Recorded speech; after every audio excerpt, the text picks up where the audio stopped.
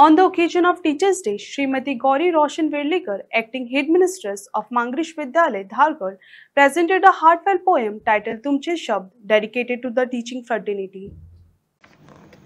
नमस्कार. तुमचे शब्द.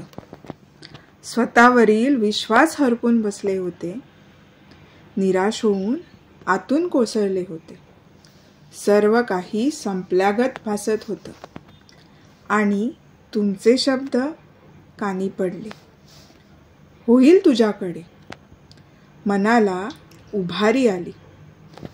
कोमेजलेल्या झाडांना नव्याने पालवी फुटली.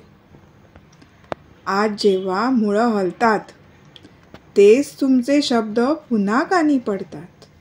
तो क्षण आठवतो आणि खचलेल्या मनाला प्रेरणा देतो. म्हणून आता पडले जरी पुन्हा उठते. स्वतःला सावरते. मनात नवी आस बाळगते. तुम्हा सर्वांना शिक्षक दिनाच्या खूप खूप शुभेच्छा. धन्यवाद.